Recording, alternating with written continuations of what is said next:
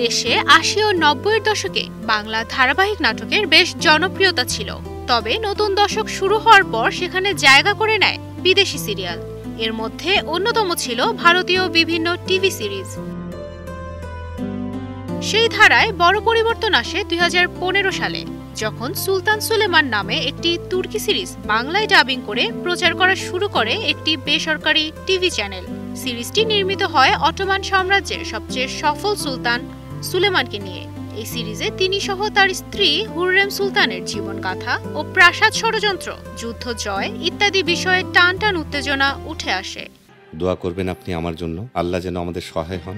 সম্প্রচারের শুরু থেকেই রাতারাতি সাড়া ফেলে দেয় সুলতান সুলেমান। এতে আগ্রহী হয়ে অন্য টিভি চ্যানেলগুলো সম্প্রচার শুরু করে বিভিন্ন তুর্কি সিরিয়ালের। এসব ভিন্ন ঘরানার সিরিয়াল দেখতে দর্শকরা টিভি ও ওটিটি প্ল্যাটফর্মে ঝুঁকতে শুরু করেন।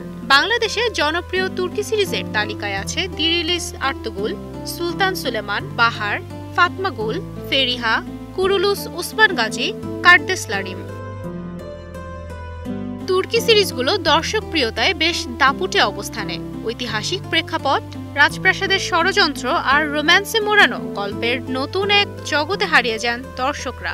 সঙ্গে গল্পের বৈচিত্র্য, অ্যাকশন, অ্যাডভেঞ্চার, অভিনয়, সংলাপ, নজরকাড়া পোশাককেও চিহ্নিত করছেন বিশ্লেষকরা। এছাড়াও তুরস্কের ইতিহাস, ঐতিহ্য, সংস্কৃতি আর শাসন ব্যবস্থার নান্দনিক উপস্থাপন সিরিজগুলোকে নিয়ে গেছে অন্য মাত্রায়। সিরিয়ালের বিষয়বস্তু ও সংলাপের মাঝে ফুটিয়ে তোলা হয়েছে ইসলামী ভাবধারা এবং প্রাচীন মুসলিম সাম্রাজ্যের শাসকদের ইতিহাস। সিরিজগুলো বেশ বড় বাজেটে নির্মিত হওয়ায় ব্যবহার করা হয়েছে বিশ্বমানের প্রযুক্তি। ফলে দেশীয় নাটক সিনেমার চেয়ে এসব সিরিজ বেশি আকর্ষণ করছে দর্শকদের। তুর্কি সিরিয়াল যেন কেবল গল্প নয়, হয়ে উঠেছে পরিবার নিয়ে একসঙ্গে টিভির সামনে বসার নতুন উপলক্ষ। মিষ্টি ভালোবাসা, পারিবারিক বন্ধন, ন্যায় বিচার, নেতৃত্বের গুণাবলী অবলোকন করার মতো বিষয়গুলো উপস্থাপন করা হয় বেশ সাবলীলভাবেই। বাংলাদেশের পাশাপাশি আন্তর্জাতিক বাজারেও ছড়িয়ে যাচ্ছে তুর্কি সিরিজ। গল্প বলার ধরন, আবেগের গভীরতা জয় করেছে দর্শকদের হৃদয়। মধ্যপ্রাচ্য থেকে আমেরিকা, ইউরোপ পর্যন্ত নতুন ভক্তদের আকৃষ্ট করছে প্রতিনিয়তই।